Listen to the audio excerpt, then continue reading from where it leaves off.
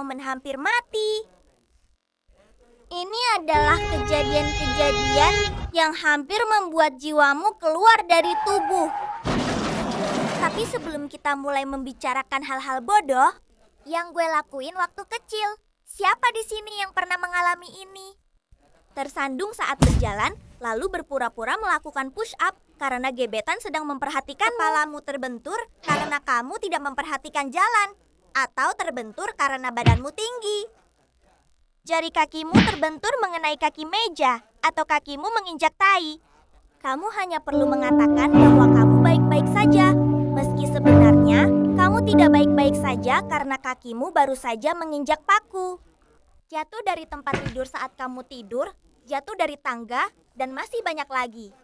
Jadi mari kita mulai ceritanya sekarang. Subscribe dulu sana, oi! Subscribe! Sebagai anak-anak, kami senang memanjat pohon apa saja, selama pohon itu ada buahnya. Suatu hari, aku dan temanku pergi ke rumah teman kami yang lain untuk memetik jambu. Ketika kami sampai di lokasi, kami bertiga segera memanjat pohon jambu itu, lalu memetik buahnya dan sambil menikmatinya. Lalu kami mendengar suara aneh.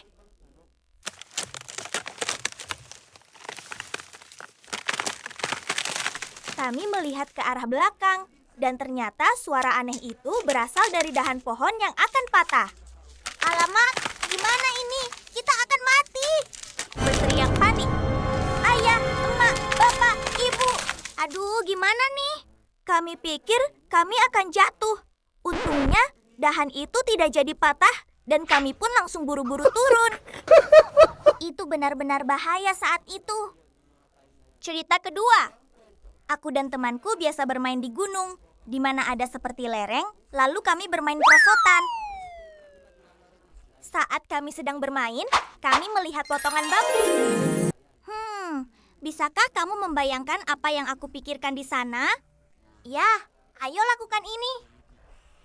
Karena kami sangat senang, kami mengambil batang bambu dan menaikinya. Kamu tahu gimana rasanya naik di atas perahu pisang? Seperti itulah yang kami rasakan. Begitu kami menaiki batang bambu itu, kami heran kenapa bambu itu tidak mau bergerak. Hei, kalian berdua cepat turun, nanti ganti-gantian. Sesaat setelah mereka turun, tiba-tiba bambunya langsung nyorosot. Jen, kita akan mati, Jen. Untungnya bambu perosotan itu berhenti sebelum menabrak pohon. Hampir saja muka kami babak belur saat itu. Cerita ketiga. Ini adalah insiden yang hampir mencelakai salah satu teman kami. Dulu kami senang sekali bermain hujan-hujanan. Lalu kita meluncur masuk ke selokan. Kami tampak begitu kotor, dan kami berada tepat di ujung selokan itu. Kami melihat lubang di mana airnya masuk. Tiba-tiba, salah satu teman kami meluncur. Kami melihatnya tergantung di tepi.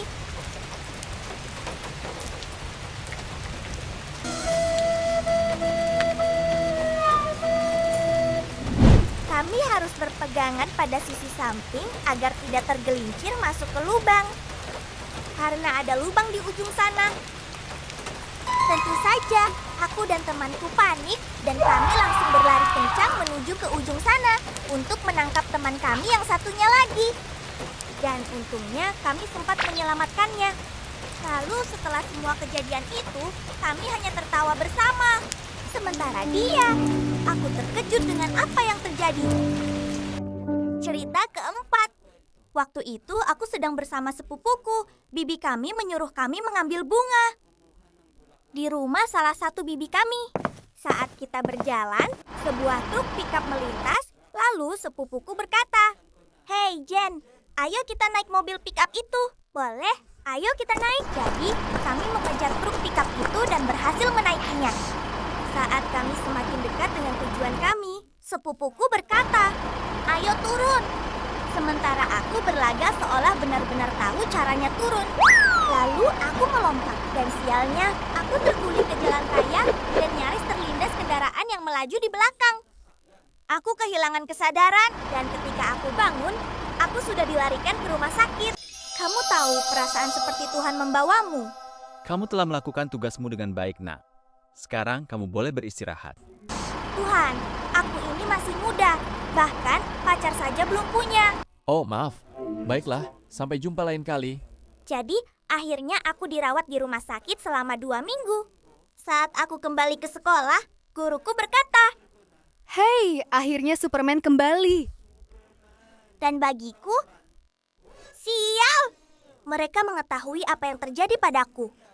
Kemudian, seluruh teman sekelasku menertawakanku. Aish, malunya aku.